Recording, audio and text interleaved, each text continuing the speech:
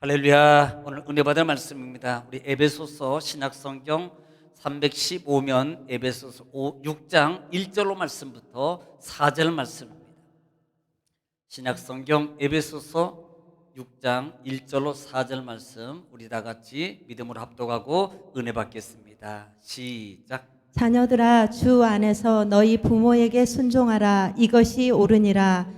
내 아버지와 어머니를 공경하라. 이것은 약속이 있는 첫 계명이니 이로써 내가 잘되고 땅에서 장수하리라. 또 아비들아, 너희 자녀를 노엽게 하지 말고 오직 주의 교훈과 훈계로 양육하라. 아멘. 아멘. 할렐루야. 주의 이름으로 축복합니다. 오늘은 주님의 날, 복된 날입니다.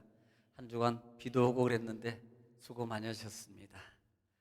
좀 마음도 좀 쉬고 싶고 막 그랬을 텐데 또 그 마음을 이기시고 정말 먼 곳에서 가까운 곳이든 그 마음을 이기시고 올라오신 여러분은 정말로 승리자이십니다. 여러분의 그 마음과 그 모습과 그 시간을 오가는 시간들 모든 것을 보시고 하나님께서 반드시 축복하기를 주님 축원합니다. 자, 오늘은 우리가 에베소서 5장 6절부터 1절로부터 6장 1절로 4절 말씀을 통해서 은혜를 나누기를 원합니다. 사실 이 5월은 보통 가정의 달이라고 해요. 우리가 가정의 달, 구분적으로 이 분기별로 정해져 있는 그런 우리나라의 어떤 개념적인 어떤 달의 구분들이 이렇게 정해져 있는 것 같아요. 뭐 기독교적으로 보면은 4월 달은 뭐 예를 들어서 부활절, 고난절, 그다음에 쭉 지나가고 그다음에 뭐 맥주절, 그다음에 가을, 그다음에 겨울, 성탄절 이렇게 있는 것처럼 이 월별로 보면서 특별히 이 5월은 가정의 달로 정해져 있어요. 그 이유가 뭐냐면 어린이날이 있었고 그다음에 어버이날이. 그래서 이 가정을 소중함을 다시 한번 일깨워 주기 위한 하나의 방편으로서 이 5월을 가정의 달이다라고 이렇게 정한 것 같습니다. 여러분, 가정을 이것은 하나님께서 주신 거예요. 창세기 하나님께서 사람을 창조하신 후에 그다음에 남자와 여자를 만드시고 한 가정을 만들어 주셨어요. 그리고 그 이후에 그다음에 시족사회, 그다음에 뭐 부족, 그다음에 뭐 나라를 형성하고 지금 오늘 이 시대까지 오늘 우리가 이 시대에 이 모습으로 존재하고 있는 이 근본적인 가장 근본적인 것은 에덴의 가족이었다는 사실입니다. 사실 가정하면은 누구나가 다 원하는 게 있을 거예요. 행복입니다. 행복. 행복. 참 가정은 행복을 위해서 하나님이 주장하신 겁니다. 가정은 행복을 위해서 하나님이 만들어 주신 거예요. 창조적 개념을 보면은 아담을 만드시고 혼자 있는 것을 하나님이 좀 이렇게 보기 좋지 않았어요. 그래서 독초하는 것을 보기 좋지 않기 때문에 갈빗대를 취해서 갈빗대 아담의 갈빗대를 취하는데 그때 최초의 수면 마취가 이루어집니다. 아시는지 모르겠죠. 수면 마취를 뭘 썼는지 모르겠어요. 프로폴리스 썼나? 그리고 잠을 들게 하고 갈빗대를 취하여서 여자를 만들었고 그 다음에 그 여자를 통해서 한 가정을 만들어 주셨어요. 그 가정을 이루신 목적 중에 하나가 행복입니다. 그래서 이 에덴이라는 행복, 기쁨의 장소라는 이 개념이 바로 그런 거예요. 그러므로 이 가정은 행복을 위해서 만들어진 거다라는 개념을 알고 있어야 돼요. 이 말의 의미가 그래, 가정은 행복해야 돼. 가정은 행복해야 돼. 자, 누구든지 이 말을 이것을 다 원하고 있어요. 그러면 우리가 가정이 행복해야 된다고 말하고 있는데요. 그 가정이 행복하려면 어떻게 해야 되는가는 그런 부분들, 그런 하나님의 창조적인 그 근본적인 하나님의 섭리를 먼저 봐야 된단 말이에요. 가장 기본적인 단어가 뭐냐면 돕는 거라는 거예요. 돕는 거예요. 여러분, 돕는다는 말의 의미는 뭘까 될까요? 돕는다는 말은 자기주의가 아닙니다. 돕는다는 말은 자기 위주가 아니라는 거예요. 그런데 오늘 이 시대에 보면은, 지금 어떻게 보면은 오늘 시대에 많은 가정들이 행복을 누리지 못하고 행복을 가지지 못하고 행복의 장소를 장소로 행복의 마음과 행복의 삶으로 가져가지 못하고 누리지 못하는 것 중에 하나가 뭐냐면 이 원리를 잃어버려서 그래요. 창조 원리. 자기주의. 여러분, 시대가 가면 갈수록 점점 더 여러분 형성되고 있는 하나의 마음의 현상 중에 하나가 뭐냐면 이기주의. 이걸 자기주의라고 표현할게요. 자기. 점점점 더 가면 갈수록 자기. 하나님의 근본 창조적인 창조 질서의 원리를 생각하지 않는 거예요. 그리고 모든 것들이 자기 위주로만 되어 있습니다. 물론 어떤 분들은 어떤 가정에는 심지어는요, 자기는 잘한다고 하는 것이 어떻게 보면은 자기 위주라는 거예요. 여러분, 이런 부분도 가정의 행복을 깨뜨리는 거라는 것을 여러분 알아야 돼요. 세상에 근원이 없는 것은 없습니다. 사람이든 나무든 사물이든 여기에 모든 거 있는 모든 이 모든 것들은 근원이 없는 게 없어요. 다 근원이 있기 때문에 여기에 존재하고 있는 겁니다. 누군가가 만들었든지 누군가가 원래 있었든지 이 근원이 있었기 때문에 여기 있는 거예요.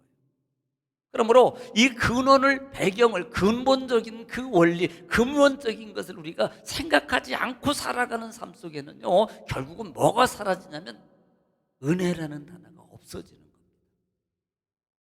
감사가 없습니다. 그리고 자기만 생각하는 거예요. 자기만.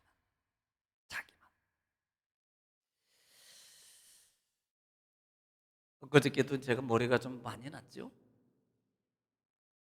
난 게 아니고 염색한 거예요. 사실은 났어요. 많이 났습니다. 예. 과거에는 머리를 만지면 하나님이 너무 쓰다듬어서 소갈머리가 많이 없었어요. 이렇게 많이 쓰다듬어 주셔서 이쁘다고. 네, 죄송해요. 이 웃음의 소리입니다. 네, 앞머리가 빠진 분은 이렇대요. 가. 그래서 앞머리가 빠졌대요. 근데 웃머리가 빠진 분은 하나님이 쓰다듬어서 많이 빠졌대네요. 제가 이제 우리 목회자 세미나를 가더라도 보면은 이렇게 이 우쪽에서 이렇게 내려가서 걸어갈 때면 앉아 계시는 분들이 계시잖아요. 그러면 거의 목사님들은요, 여기 속이 다 둥기 없어요. 그 이유를 알았어요. 하나님이 이쁘다고 쓰다듬어서. 염색을 했습니다.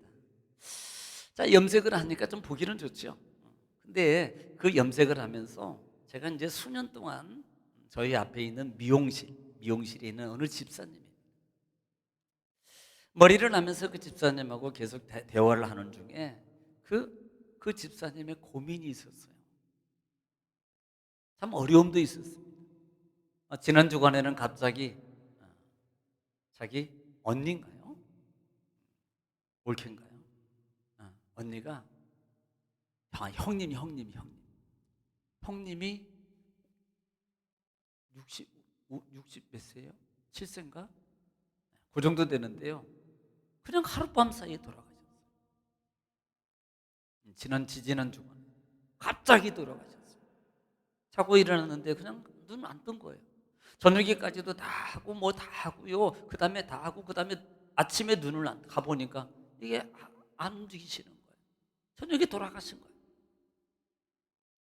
그분은 정말 열심히 사는 분이에요.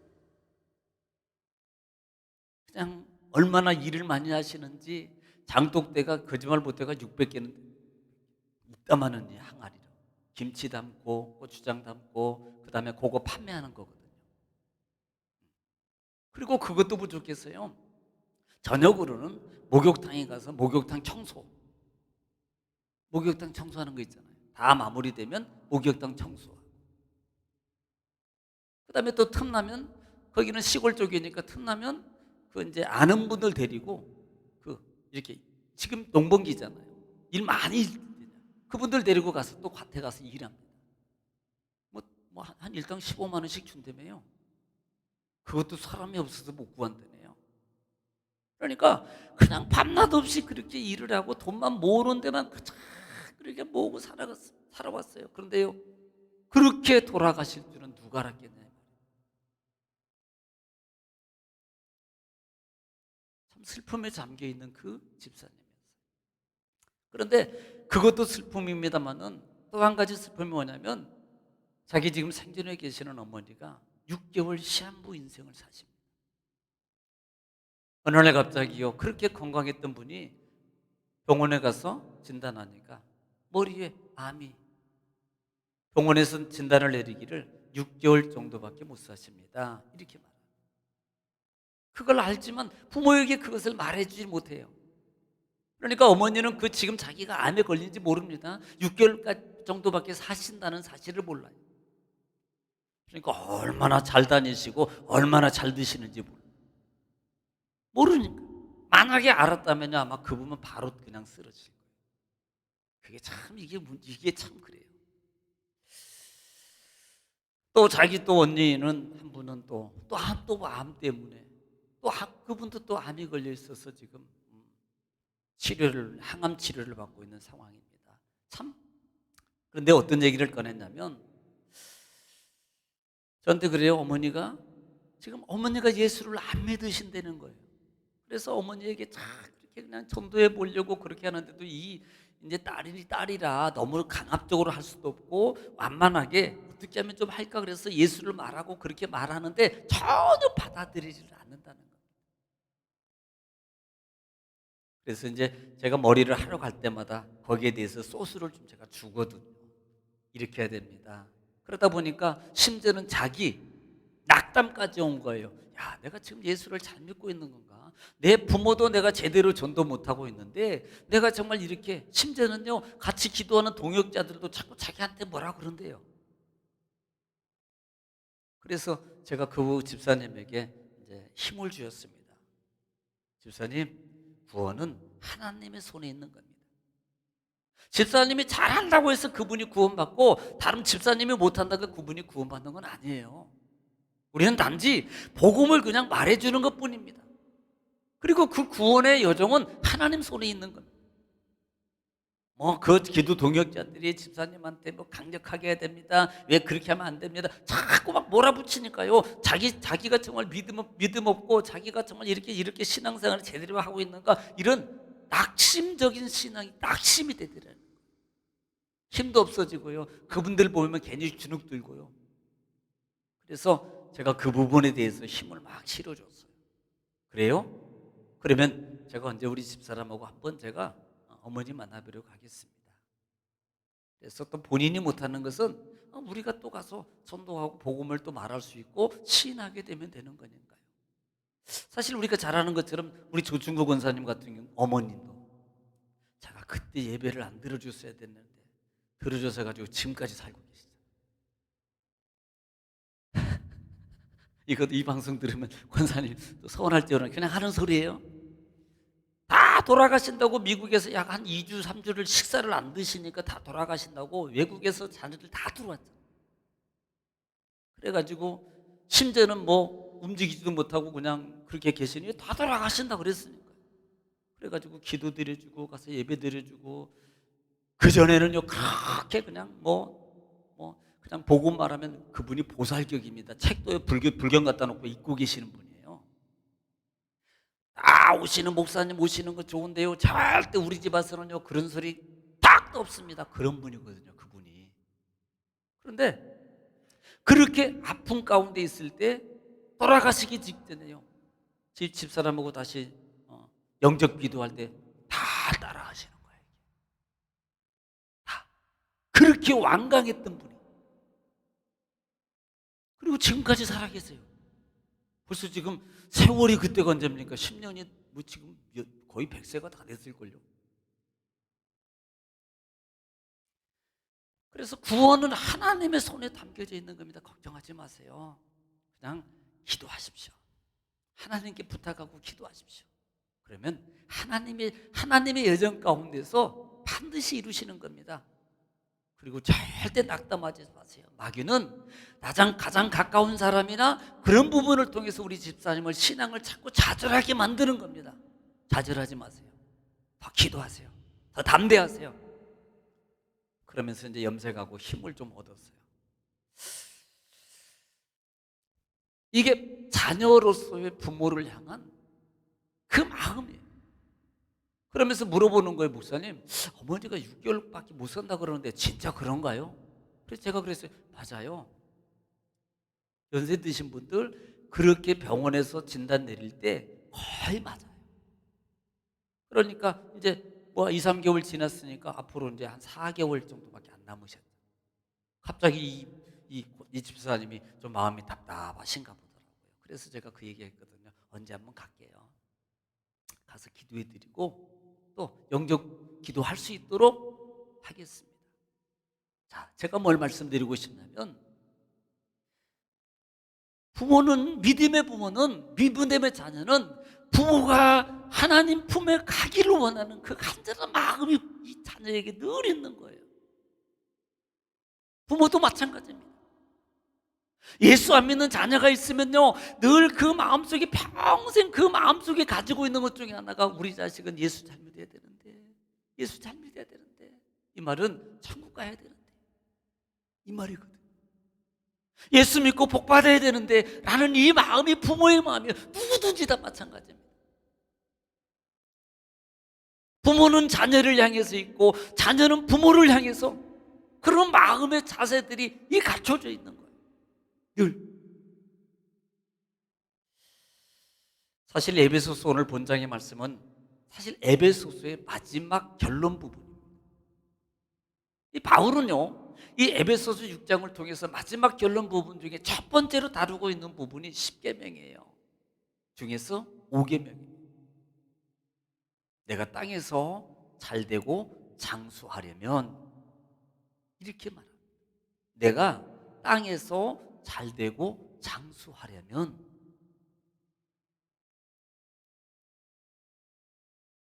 자녀들아 주 안에서 너희 부모에게 순종하라. 이것이 옳으니라. 어머니를 공경하라.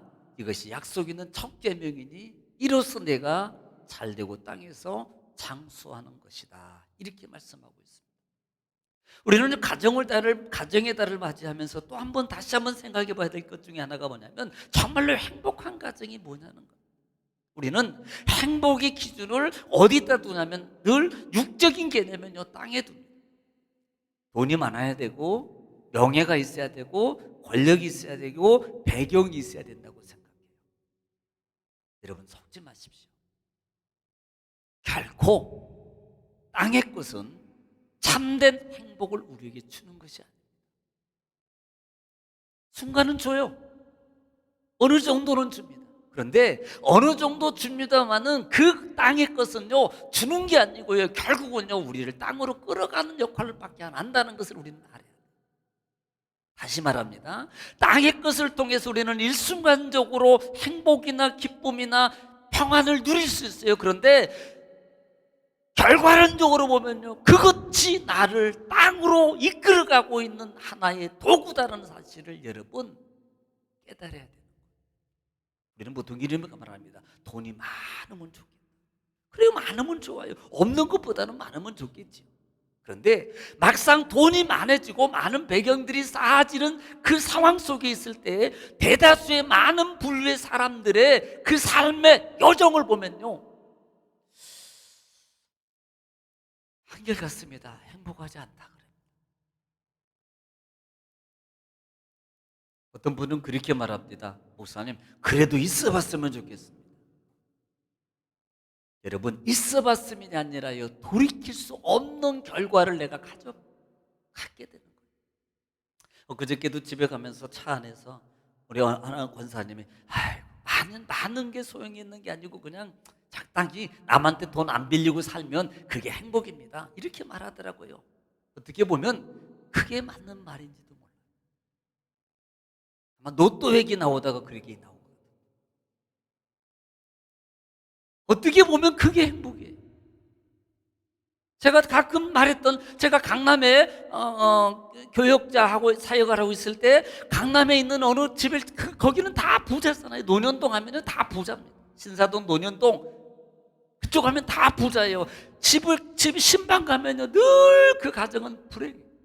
가정 자식은 자식대로 차가 자식마다 다 남편 따로 자식 따로 아내 따로 다 따로 있어요. 그런데도 가면요 늘 괴로움 속에 살아요. 왜 그런지 아세요? 그러면서 뭐라고 말? 돈이 왼수래. 이놈은 돈만 없었으면 안 그랬을 텐데 돈 때문에 이렇게 됐다고.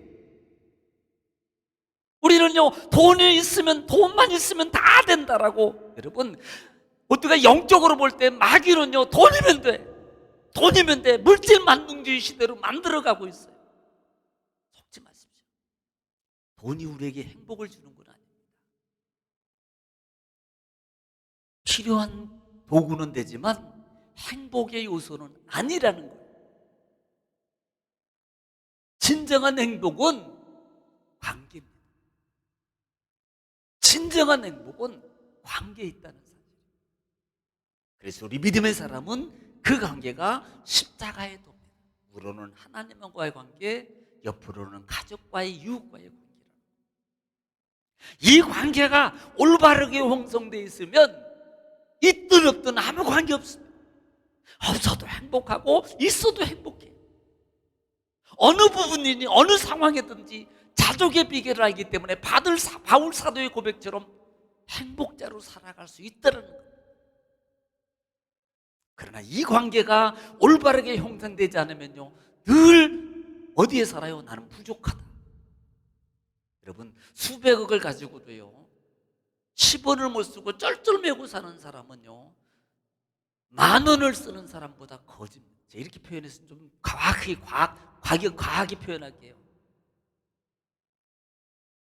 이분은 가난한 사람이에요. 그냥 지어지고 그냥 쩔쩔쩔쩔 지어지고 그냥 그거 가지고 그냥 이렇게 살아가는 사람. 결국은요 빈손으로 왔다가 빈손으로 갈 인생인데.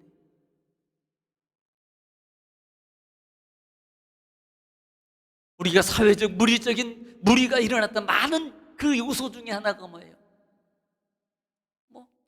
우리뿐만 아니라 저희 가정 내에서도 있었고요. 돌아가실 때 좀 재산을 많이 남겼어요. 근데 미처 그 남길 때 그런 것들을 못 남겨나가니까요 가족 간의 그 분쟁이 불행으로 만들어요. 돈이 왼수 차라리 없습니다. 없을 때는요 다 그래 다 좋아 그렇게 할 것 같죠. 근데 막상 눈앞에 닥치니까요 서로 불행해지는 거예요. 서로. 근본이 뭐예요? 돈이에요.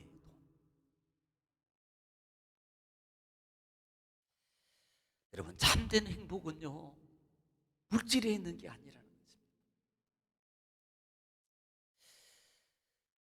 오늘 이 바울 사도가 말하고 있는 건 내 부모를 주 안에서 공경하라, 부 안에서 순종하라, 공경하라 그래요. 순종하고 공경하라. 이것은 이걸로 끝나는 게 아니고 그 다음 절에 보면은 또 아비들아 너희 자녀를 노엽게 하지 말라. 이게 뭐예요? 지금 바울 사도가 부모에 대해서 그러니까 이 말을 들은 부모들은 그래 이놈들아 너희는 나한테 순종해야 돼. 그래 나는 공경해야 돼.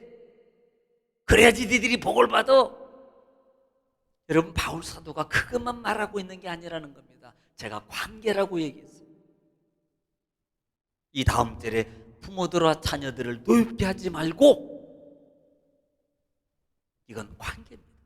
부모와 자녀와의 관계예요. 만약에 이기주의로 간다면 부모는 부모대로 너는 나만 공경해야 돼, 너는 내 말에 순종해야 돼. 여러분 자녀는 자녀대로 아버지가 나를 알았으니까 나를 책임져야 돼, 나만 해야 돼, 내가만 해야 돼, 내가 이렇게 해야 됩니다라고 서로 주장하고 서로 자기 이기주의적인 삶을 살아간다면 그게 행복한 가정이 되겠습니까? 지금 바울 사도가 말하는 것은 관계를 말하는 거예요. 온전한 관계입니다. 주 안에서 관계를 말하는 거예요. 참된 행복은 거기 있습니다. 다시 말합니다. 여기서 말하는 이 진정적인 관계는 나의 위치를 잘 지키고 있는 겁니다. 교만도 안 돼요. 고집도 안 됩니다. 요즘에 이슈적인 프로그램 하나가 그 오은영 박사 그 가정 프로그램이 아마 이슈가 되고 있는 걸로 알고 있어요. 어떤 때 보면 막 저도 그 프로그램 화가 나요. 그냥 저놈 시키 그냥 들었다 놨다 몇 번 해놨으면 좋겠다. 그런 경우도 아이들 보면 그렇잖아요. 아이들이 그냥 하는 거 보면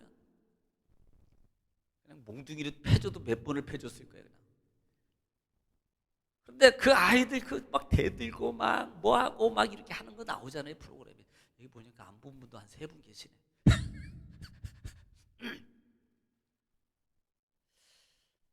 이게 자기 위주로 이렇게 형성. 근데 어떤 때 보면은요, 부모가 그 자녀가 그렇게 형성되는 성격의 원인이 가만히 따져보니까요, 부모에게 있었어요, 그게. 그런데 부모는 그걸 모르는 거예요. 왜? 자기는 유한다고 자기는 생각한다고 그냥 간섭하고 그냥 잡고 그 다음에 못하게 하고 그 다음에 제재하고 그 다음에 막 이렇게 하니까 그 아이가 성격이 틀어졌어요. 부모 입장에서는 자기가 잘못이야. 야, 너 위해서 하는 거잖아 지금. 너 잘 데려가는 거야.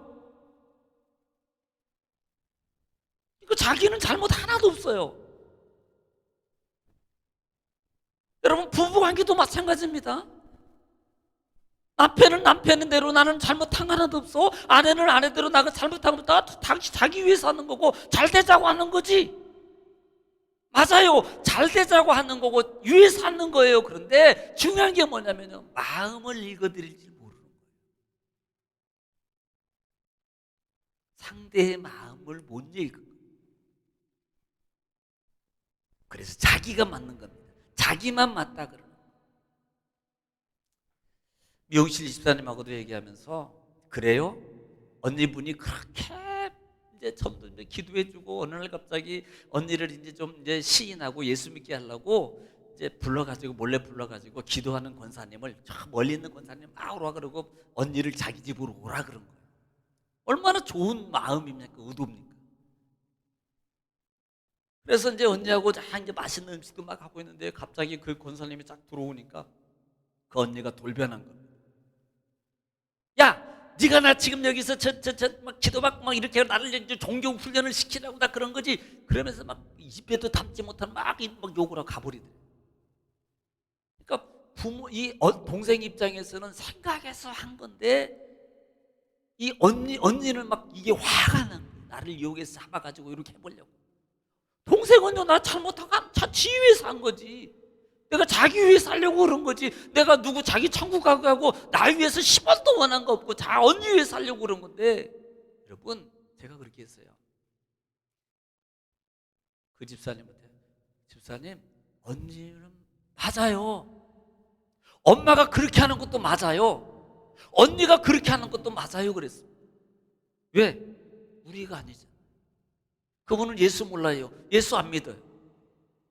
당연한 거예요. 예수 안 믿는 사람이 예수 믿는 사람의 막 이렇게 하는 게 당연한 거라니까요. 그거 이상한 거 아니에요. 이 마음 상처 받을 것도 없어요. 그거 당연한 거라니까요.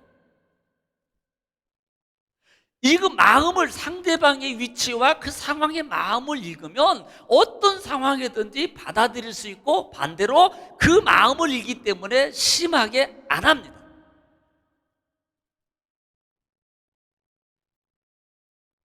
배려해요. 그러면 그 마음의 언어가 달라져요. 똑같은 위치로 가면 말이 달라집니다. 똑같은 위치로 마음을 읽으면 언어가 달라져요. 언어의 톤이 달라진다고요. 그러면 그때부터 마음이 통하기 시작하는 거예요. 언어의 톤이 높이가 차이가 있으면 아무리 좋은 말이라도요, 말이 통하지 않습니다. 그냥 좋을 뿐이지, 이건 좋게 말하는 것 뿐이지 절대 공감이, 그 다음에 그 말의 힘이 그 사람에게 작용되는 게 아니라는 걸 여러분 알아요.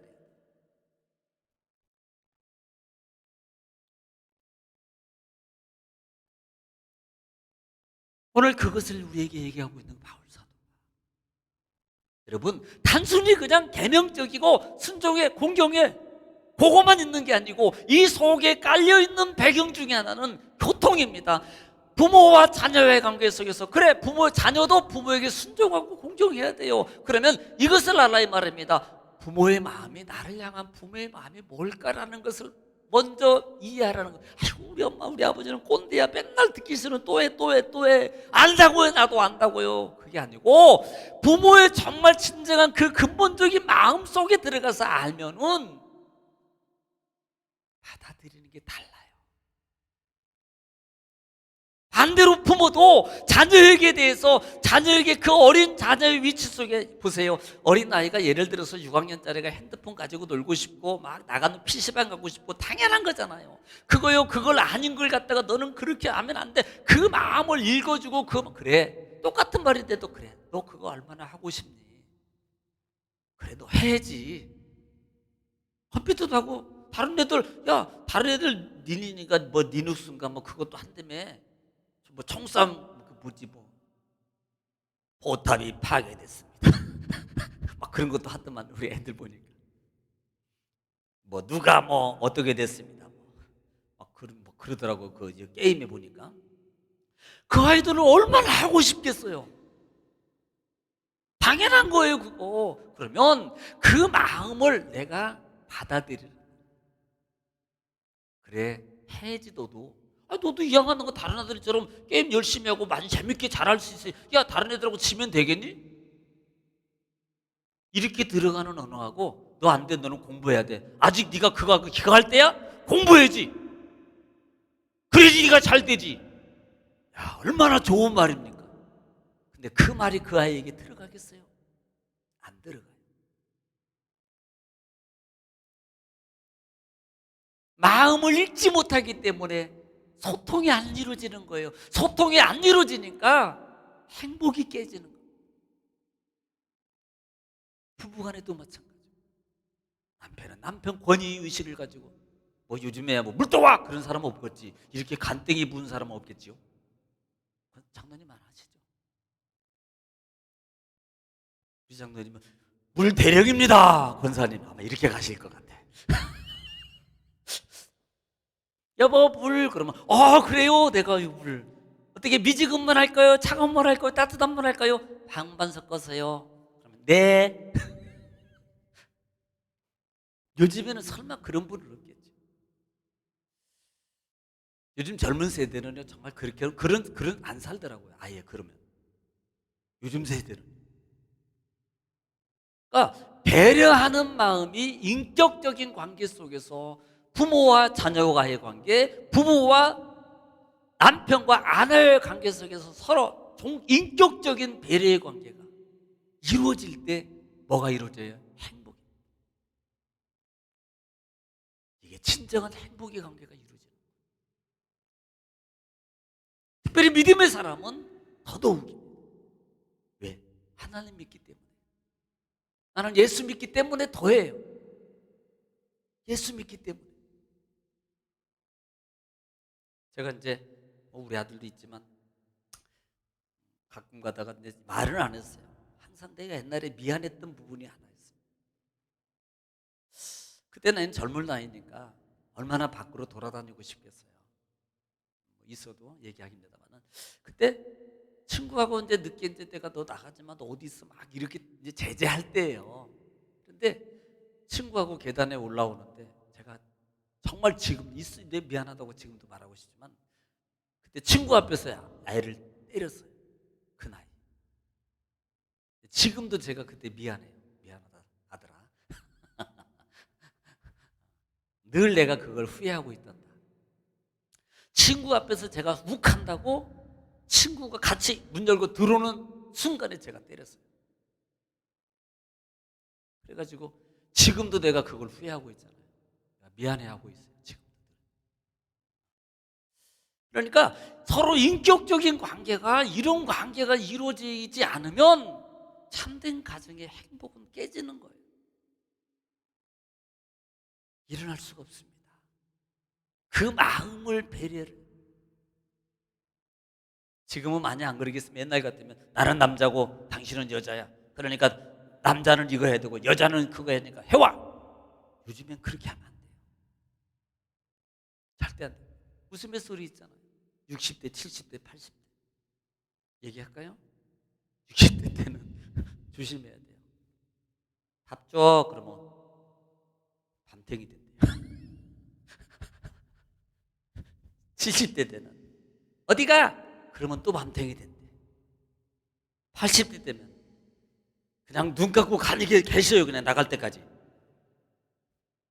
나가는데 눈 떴다고 안 되게 된대요. 참 웃음의 소리예요. 웃음의 소리.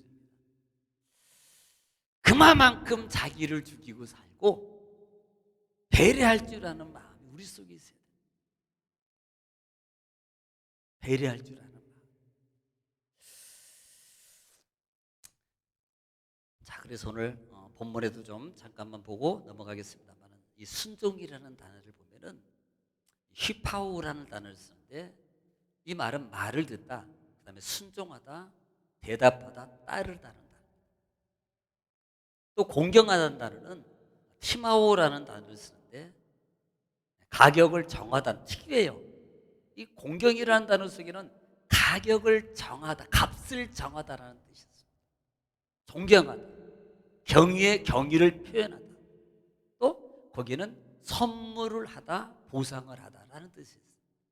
특별히 강조되어 있는 부분 중에 하나가, 두각적인 것은 값을 정하다. 아니, 부모에게 값을 정한, 우리 엄마는 여러분은 얼마짜리입니까? 스스로 자식이 보기에 여러분은 얼마짜리예요? 자식들이 볼 때 나는 얼마짜리라고 생각합니다. 나 정도면 됐지, 내가 못 해준 게 뭐 있어, 이러려합니까? 아니에요. 부모를 공경하라는 말 속에 들어주는 거예요. 또 하나는 값을 정하다라는 말은, 값이 어디 있어요? 부모 가장 소중한 거죠. 소중하게 여기라는 거죠. 가장 소중하게, 그 무엇보다도 소중하게 여기라는 거예요. 이것이 하나님께서 주시는 첫 계명입니다. 여러분, 하나님을 사랑하는 것이 첫 계명이어야 되는데, 오늘 바울 이 사도는 에베소 교회를 통해서 이것이 첫 계명이라고 말하고 있어요. 그만큼 강조하게 말하고 있어요. 그래서 부모를 공경하라 그러면 내가 땅에서 잘되고 장수하리라 그래요. 부모의 마음을 읽을 줄 알아라. 부모의 마음. 우리 부모는 나를 향해서 뭘 원하는가를 잘 이해해야 돼요. 그리고 그 부모의 마음이 상하지 않도록, 근심하지 않도록 내가 주의해야 돼요. 나를 죽이는 거예요. 나를 절제하는 거예요. 나를 따라가게 만드는 거예요. 그것이 순종이고 복종이며, 그것이 땅에서 잘되고 잘되며 장수한 축복을 누리게 되는 배경이라는 사실. 또 결론적입니다. 또 아비들아, 자녀를 노합게 하지 마라. 여러분, 행복한 가정을 원하려면 월권 권위의식만 가지고 하지 마세요. 하나님은 우리에게 아빠, 엄마, 또 교회에서 목사, 장로, 권사, 집사, 이 지위를 준 것은 권위가 아닙니다. 저는 절대적으로 목회하면서 지금까지도 그 마음 가지고 살아요. 내가 목사니까 내가 교회 청소도 더 해야 되고, 내가 전도라도 한 번 더 해야 되고, 나는 섬김의 관계라고 저는 그렇게 믿고 그렇게 가고 있습니다. 어떻게 해서든지 내가 하나님을 기쁘게 하는 것처럼 성도들을 기쁘게 해줄까를 늘 고민해요. 그것이 제 사명이라고 저는 믿어요. 정말로 우리가 배경적, 물질적 배경만 된다면 저는 교회를 이렇게 짓지 않고 온 성도들이 주일날만 되면 모여서 즐겁게 지낼 수 있는 장소로 만들고 싶어요. 동산에서. 그렇다고 이단 동산은 아닙니다. 그건 아니고. 그래서 부모님들 교회에서 모시고, 시설에서 모시고, 가족들은 주간에서 열심히 일하다가 주일날 예배드리고, 부모님하고 같이 예배드리고, 동산에서 같이 식사도 마시고 음식도 먹고 부모님하고 하루 종일 재밌게 얘기하고 있다가 또 돌아가고 다음 주 주일날 만나고, 이렇게 하는 그런 교회를 제가 꿈꾸고 있어요. 사실은 어느 정도면 제가 좀 재력이 된다, 주어진다. 그래서 그런 걸 하나님 앞에 가끔 나와서, 하나님 기회 주시나요? 뭐 하나님이 여기까지라면 저는 여기까지만 하고요, 속으로는 그거 주시면 좋겠는데요 라고, 길거리 이렇게 밖에 다니면서도 제가 이제 밖에 다니잖아요. 그러면 저쪽 지역에다 동산에다가 이렇게 그렇게 꾸미면 좋겠다라는 그런 생각도 아직도 버리지 않고 있어요. 아직도. 그래서 권위의식으로 있는 게 아니다. 절대 권위에 세우지 마십시오. 사랑의 관계로서 서로 인격적 관계로 서로 존중의 관계로 사랑의 관계로 갈 수 있는 믿음 하나의 가정을 세워가십시오. 명심하십시오.